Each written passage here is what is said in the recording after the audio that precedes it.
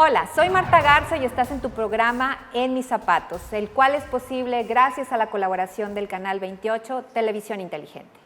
El día de hoy vamos a hablar de un tema muy importante de cómo fomentar la cultura de paz a través de la mediación privada, y qué mejor que para que esté con nosotros el doctor José Guadalupe Estil Garza, quien es presidente nacional de Colegios de Mediadores y también titular del Centro de Litigación y Mediación de la Facultad de la Universidad Autónoma de Nuevo León.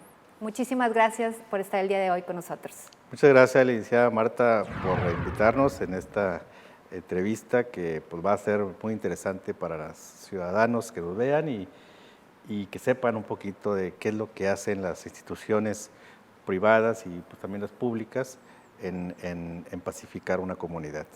Pues definitivamente el tema de la mediación privada es sumamente importante. Hemos visto que a nivel nacional la mediación ha tenido, su origen dentro de los poderes judiciales, pero sin embargo existe esta gran fuerza de la mediación privada que es sumamente importante precisamente para que se pueda cultivar y fomentar esta cultura de la paz en todos los ámbitos, ¿verdad?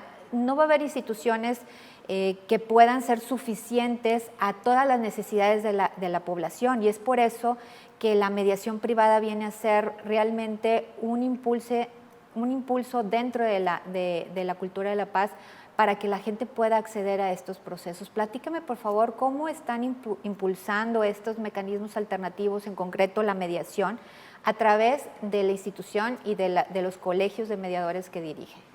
Pues efectivamente, a través de la reforma judicial de junio del 2008, pues es un derecho fundamental los mecanismos alternativos de solución de controversias, y a través de la evolución que se ha dado en todo este proceso, la mediación privada ha sido un punto medular y un área de oportunidad, y para los abogados, para los criminólogos, para los trabajadores sociales, para los psicólogos.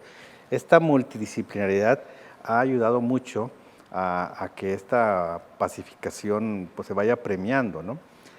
Entonces, las instituciones como nosotros, a partir del 2016, cuando un grupo de presidentes de colegios de mediadores, pues estableció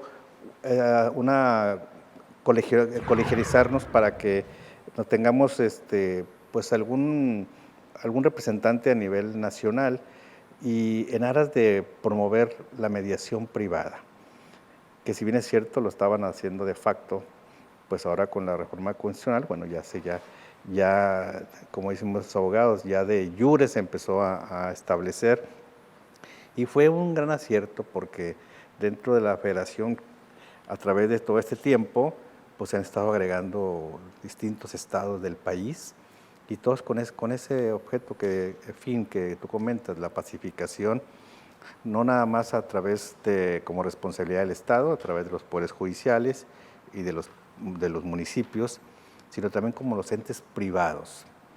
Esa área de oportunidad, la mediación es negocio, como cualquier profesionista, y muchos empezaron a invertir en una estructura, en capacitarse, y han hecho una parte de sus ingresos en llevar a cabo mediaciones, sobre todo de carácter familiar, civil y mercantil.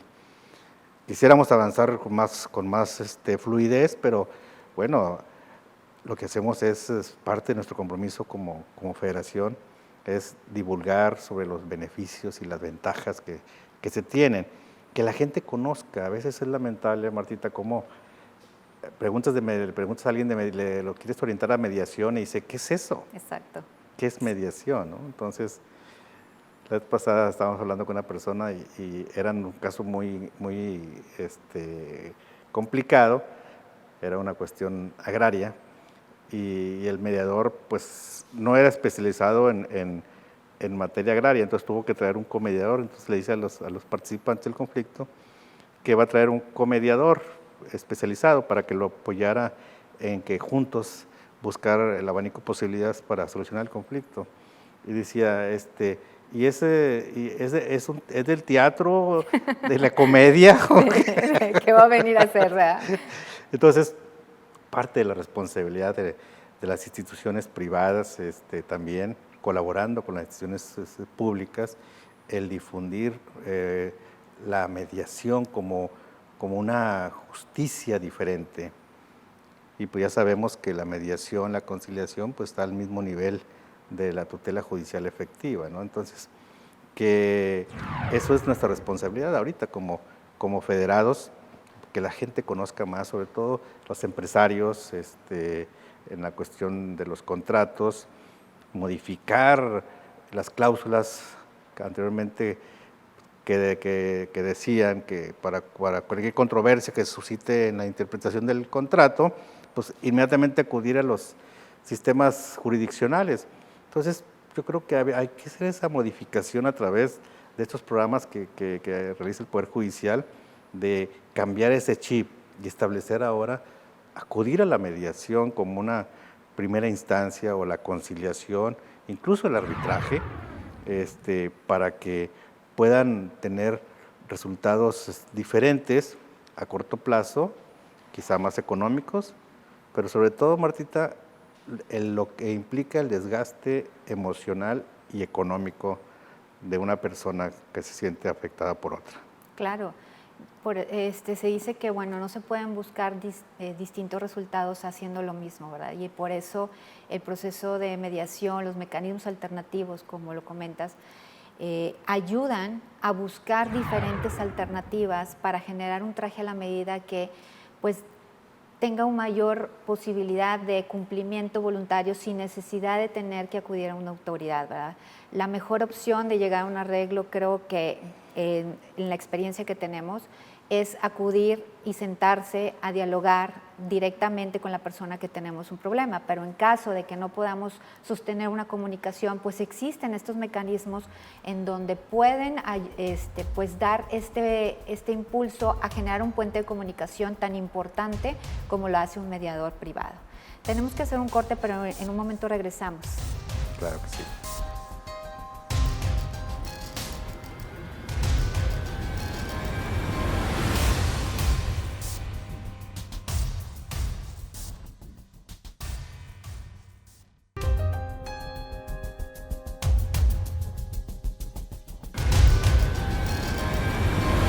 Ya estamos de regreso en tu programa, En Mis Zapatos, y estamos platicando con el doctor José Guadalupe Stihl Garza sobre la eficacia de la mediación privada y cómo es una herramienta importantísima para fomentar la cultura de paz. Continuando con este tema, hablábamos de la eficiencia y la eficacia que se tiene en los acuerdos que logran las partes a través de la ayuda de un mediador. En este caso, en los mediadores privados, ¿cuál es la eficacia que se ha tenido a través de lograr estos convenios? Fíjate que es una pregunta muy importante. Cuando hablamos del acuerdo de mediación, hablamos de la buena fe de las partes en poder arribar al acuerdo, ¿no? Y a veces hay la incertidumbre de las partes que dicen, bueno, un acuerdo de mediación suscrito ante la fe de un mediador privado o público en su defecto, pues ¿qué garantías puede tener? Yo siempre he dicho que la mejor garantía es lo que tú quieres, la satisfacción que tú creas que es lo más, que sus intereses y tus necesidades han sido ya plasmadas. A veces está claro que a veces los pronunciamientos o las sentencias que emiten los jueces quizá en muchos de los casos no están de acuerdo con esa resolución, aun y aunque haya favorecido el fallo. Entonces, lo que se ofrece en un acuerdo de mediación es, primero, certidumbre y posteriormente que los acuerdos que emanan de la mediación, yo siempre he dicho que hablo de la teoría de la incoercibilidad. Y es un tema bien importante que a mí me tocó desarrollar, porque ¿qué es la teoría de la incoercibilidad? Diferente a la teoría de la coercibilidad. ¿Y qué es la teoría de la coercibilidad? Pues es la fuerza que generas para dar el cumplimiento a ciertas determinaciones o pronunciamientos.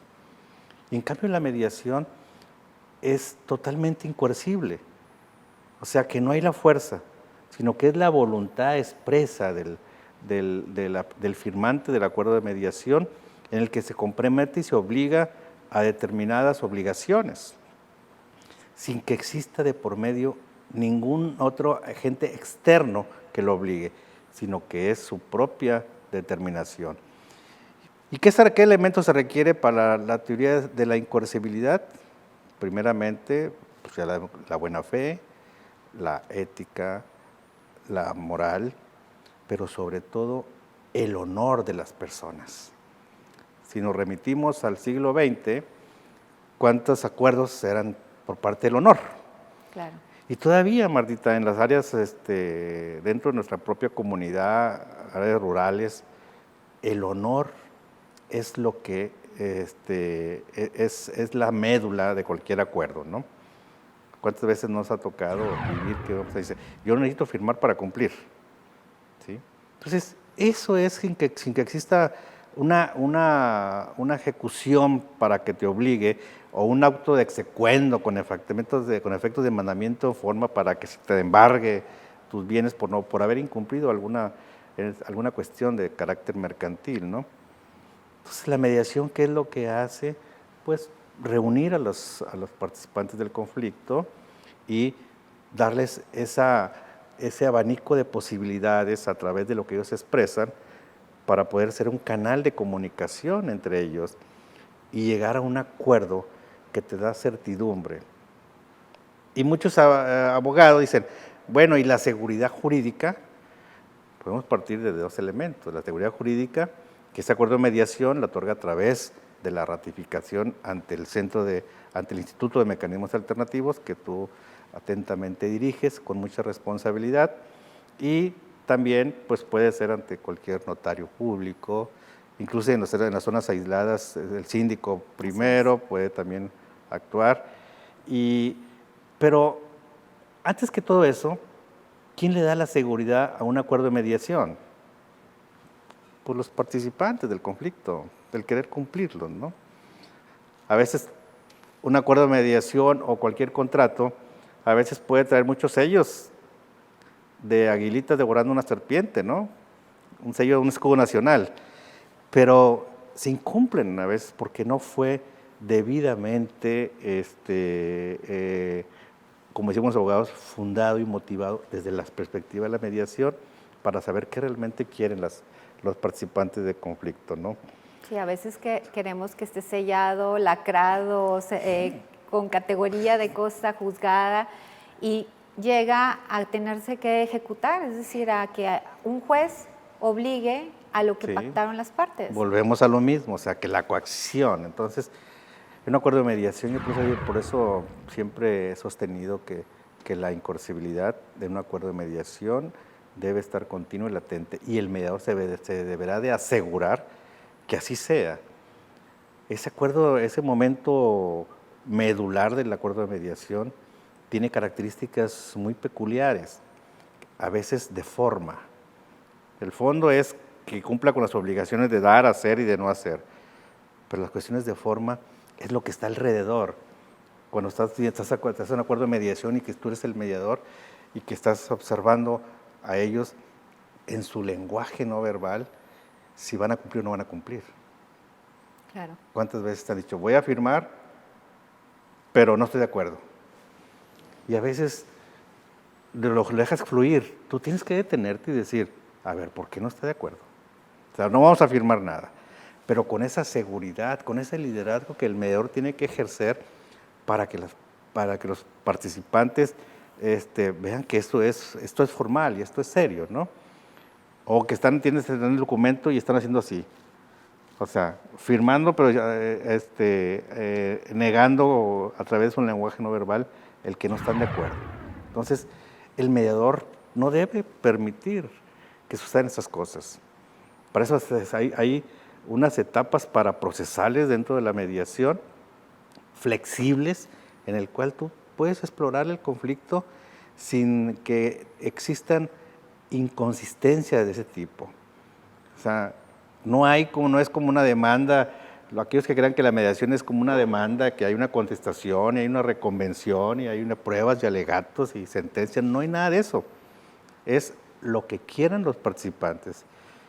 Pero ¿quién es el eje rector de todo eso? Pues el mediador. Entonces, a veces dicen, es que el mediador únicamente guía y facilita la comunicación. El mediador tiene un liderazgo y nuestra cultura mexicana debe establecerse el liderazgo. Y no con una cuestión anárquica, no. El liderazgo se plasma en el conocimiento que vas a transmitir a las personas, ¿no? Nuestra cultura mexicana sí, siempre queremos un líder, ¿sí? En este caso, dentro del perfil del mediador tiene que tener liderazgo, ¿sí?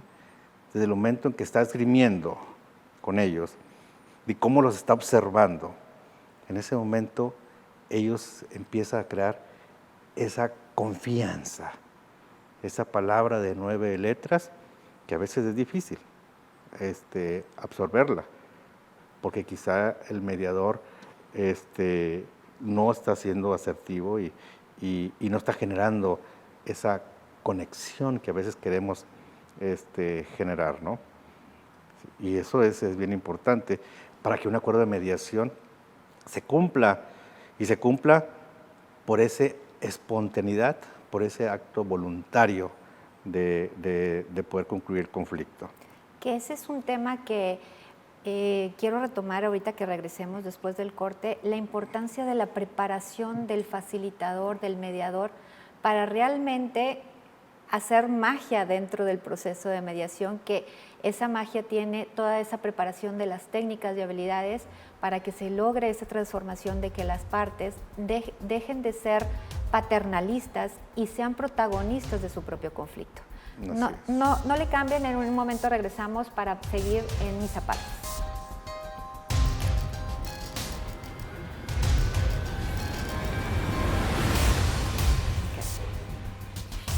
Entonces hablamos de...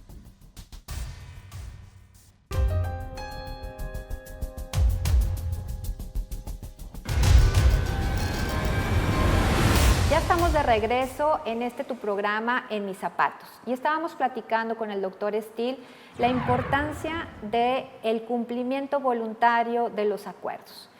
Y también platicábamos antes del corte el hecho de cómo es tan importante esa preparación que se le da al mediador para poder realizar este cambio de paradigma de resolver los conflictos cuando las personas dicen, bueno, si yo no puedo ni siquiera voltear a verla o buscarlo a la persona porque se da el conflicto, el estallido del conflicto, ¿cómo va a ser posible que dentro de un proceso de mediación yo pueda llegar a un acuerdo? ¿Cómo es esto posible? Primeramente, es importante la personalidad del mediador, ¿sí?